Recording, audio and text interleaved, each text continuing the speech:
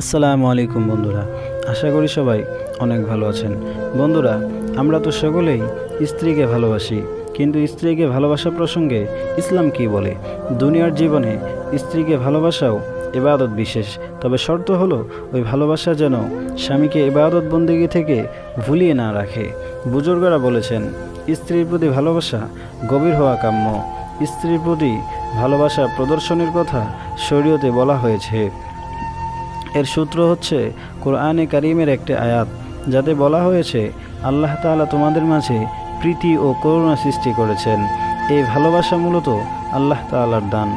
স্ত্রীকে ভালোবাসা প্রসঙ্গে হাদিসে হযরত রাসূলুল্লাহ সাল্লাল্লাহু আলাইহি ওয়াসাল্লাম ইরশাদ করেন, তোমাদের মধ্যে তারাই উত্তম যারা তাদের স্ত্রীদের জন্য উত্তম, আর আমি আমার স্ত্রীদের জন্য তোমাদের মধ্যে সর্বোত্তম ব্যক্তি।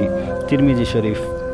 অন্য হাদিসে আরও ইরশাদ হয়েছে, স্ত্রীদের সঙ্গে ভালো ব্যবহারের ওসিয়ত আমার কাছ থেকে তোমরা গ্রহণ করো। এই আদেশ পালনের উদ্দেশ্যে কেউ যখন স্ত্রীকে ভালোবাসে তখন তার দুনিয়ার থাকে না, বরং সরাসরি দিন হয়ে যায়, ইবাদতভুক্ত কাজ হয়ে যায়। আমাদের পূর্ববর্তী অলিয়া আউলিয়ারা তাদের স্ত্রী সন্তানদের প্রতি গভীর ভালোবাসা পোষণ করতেন।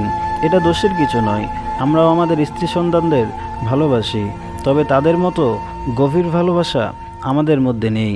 এখানে অনেক বড় পার্থক্য রয়েছে। পার্থক্যটা হলো, আমরা স্ত্রীদের ভালোবাসি আনন্দ লাভের জন্য।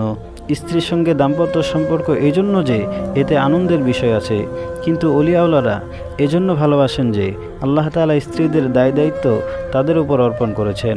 এজন্য আমাদের ভালোবাসা ও তাদের ভালোবাসায় আকাশ ও পাতালের ব্যবধান। হযরত নবী করিম সাল্লাল্লাহু আলাইহি সাল্লাম পূর্ণাত্ম স্ত্রীদের প্রতি অত্যন্ত হৃদয়তাপূর্ণ আচরণ করতেন, তাদের প্রচণ্ড ভালোবাসতেন, যা বিভিন্ন হাদিসের বর্ণনায় এসেছে। যেমন হযরত আয়েশা রাদিয়াল্লাহু তাআলা আনহার সঙ্গে দৌড় প্রতিযোগিতা করেছেন, কাঁধের পিছনে তাকে দাঁড় করিয়ে হাফসিদের লাঠি খেলা দেখিয়েছেন।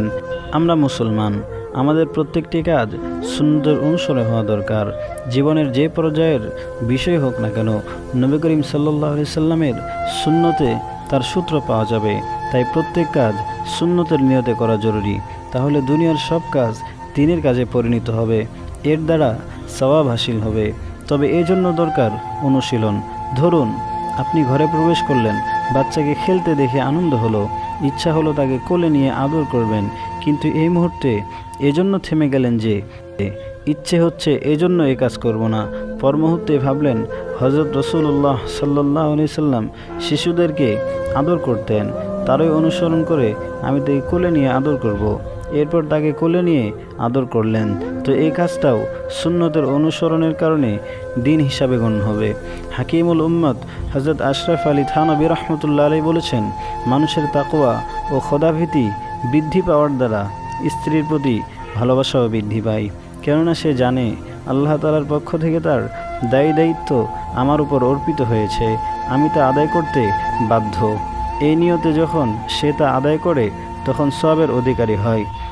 ইসলামী শরীয়ত মনে করে, যদি পার্থিব কারণে মানুষ আল্লাহকে ভুলে যায়, আখিরাতকে ভুলে যায়, তাহলে তা নিন্দনীয় ও অশুভ।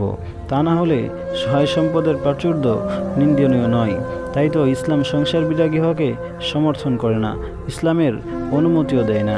অতএব আমরা যারা আমাদের স্ত্রীদেরকে ভালোবাসবো, তারা অবশ্যই শুধুমাত্র মনে চায় বা ভালো লাগে বা আনন্দ পায় বা খুশি হই এই জন্য ভালোবাসবো না, বরঞ্চ স্ত্রীদেরকে এই জন্য ভালোবাসবো, এই জন্য তাদের দায়িত্ব নিব, এটা মনে করে যে আল্লাহ এবং তার রসুল আমাদেরকে স্ত্রীদের দায়িত্ব নিতে বলেছেন, স্ত্রীদেরকে ভালোবাসতে বলেছেন।